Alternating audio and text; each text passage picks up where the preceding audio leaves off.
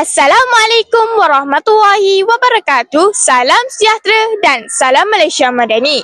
Saya Wan Ribatul Adawiah dari I3TV TVPSS ST Sultan Ismail 3 membawakan liputan khas program Tuisyen Madani Literasi dan Numerasi Pilihan serta murid pemulihan sekolah kami.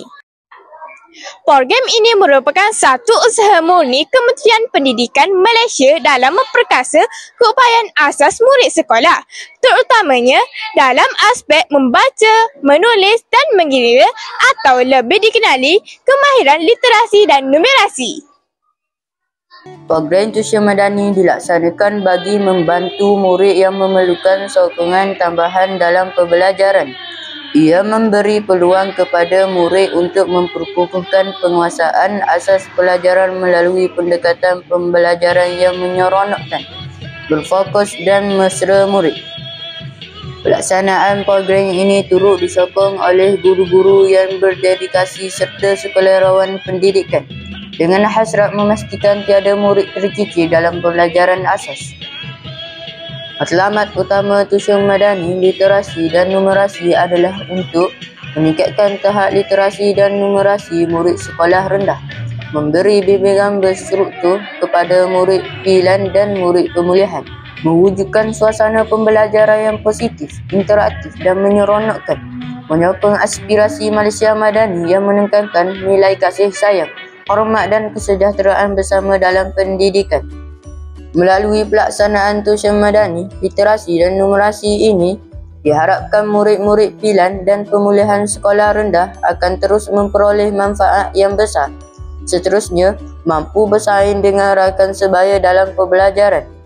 Program ini membuktikan bahawa dengan bimbingan, kasih sayang dan pendekatan yang betul, setiap murid berpotensi untuk berjaya.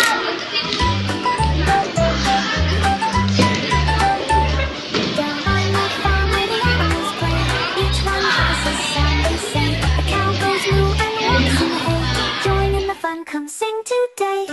Tuisyen Madani.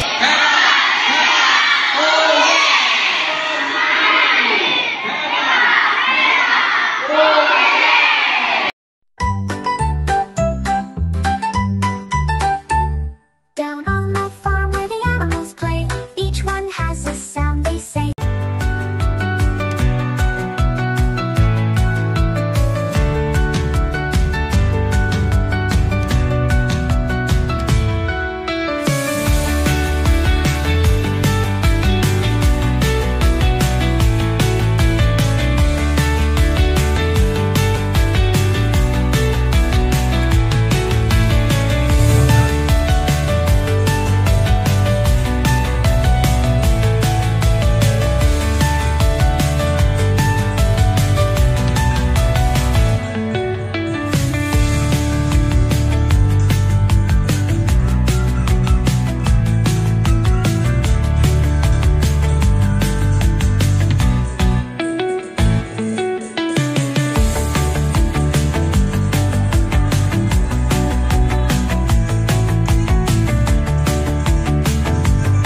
Sekian sahaja liputan khas program Tuisyen Madani Literasi dan Numerasi murid pilihan serta murid pemulihan sekolah kami.